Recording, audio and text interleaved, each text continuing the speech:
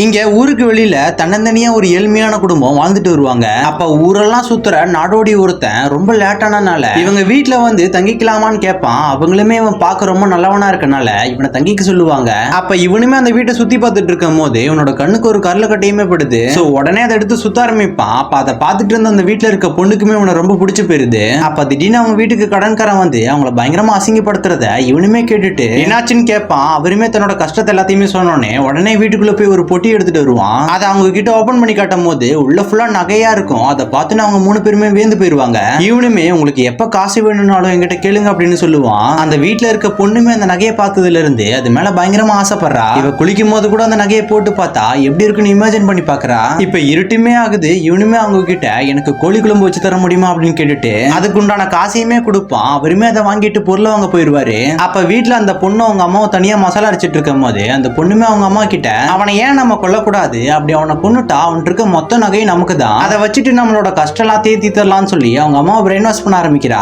அப்ப திடீர்னு அங்க அந்த பொண்ணோட அப்பாவுமே வந்துருவாரு. அவர்ட்டையுமே இதை பத்தி சொன்னோடனே அவருமே ஓகே சொல்லிடுவாரு. சோ இப்ப இவங்க 3 பேருமே சேர்ந்து அதுக்குண்டான வேலையை பார்க்க ஆரம்பிக்கிறாங்க. அப்ப அவங்க அம்மாவுமே அவன் சாப்பிடுற சாப்பாட்டுல விஷத்தை கலக்கலாம் அப்படின்னு சொல்லிட்டு அவன் சாப்பிட போற கறி கூட்டுல அரளி விதையை கலந்துருவாங்க. இவனுமே அதை சாப்பிடலான்னு போகும்போது திடீர்னு அந்த அம்மாவுமே மனசு கேட்காம அவனை கை கிள்ளிட்டு வர சொல்லுவாங்க. அப்ப திடீர்னு அவங்க வீட்டுக்கு 2 போலீஸுமே வந்துருவாங்க. அவங்களுமே அந்த கறி வசத்தை மோந்து பார்த்துட்டு எனக்கு சாப்பாடு இருக்குமா அப்படின்னு கேட்பாங்க. அப்ப இவங்களுமே அவங்கள உள்ள கூப்பிட்டோன்னே அவர் அந்த விஷ கலந்த சாப்பாடை சாப்பிட போவாரு. அப்ப அந்த அம்மா ஏதோ ஒண்ணு பேசி அந்த சாப்பாடை எடுத்துட்டு போயிருவாங்க. அப்ப திடீர்னு அவங்களோட கை தவறி அந்த சாப்பாடு கீழே விழுந்துரும். அந்த சாப்பாடு அவங்க வீட்டோட நாயுமே சாப்பிட்டு செத்து போயிடும். ஆனா இது எதுவுமே தெரியாம அந்த போலீஸுமே அந்த நாய் தூங்குதுன்னு நினைச்சிட்டு அங்கிருந்து கிளம்பி போயிருவாங்க. இப்ப இவனுமே அவங்க போனதுக்கு அப்புறம் சாப்பாடு உட்காருவான். அப்ப அந்த அம்மாவுமே மனசு கேட்காம நல்ல குழம்பு தான் அவனுக்கு ஊத்துவாங்க. அதனால இவனுக்குமே ஒன்னும் ஆகாது, நல்லபடியா தான் தூங்கிட்டு இருப்பான். அதை பார்த்தோன்னு அந்த பொண்ணுக்கு பயங்கரமா கோவம் வந்து ஒரு கத்தி எடுத்துட்டு போய் அவன் கழுத்துறுத்து அவனை கொன்னறா. இன்னொரு பக்கம் பார்த்தா அந்த வீட்டுல இருக்க பெரியவருமே குடிச்சிட்டு இருப்பாரு. அப்ப திடீர்னு ஒருத்தன் வந்து உங்க வீட்டுல ஒரு பையன் இருக்கான்ல, அவன் வேற யாருமே இல்ல உங்க பையன் தான் அப்படின்னு சொல்லுவான். அதை கேட்டு பயந்து போய் வேகமா வீட்டுக்கு வந்து பாப்பாரு. அப்ப அவனுமே இறந்து கிடப்பான்.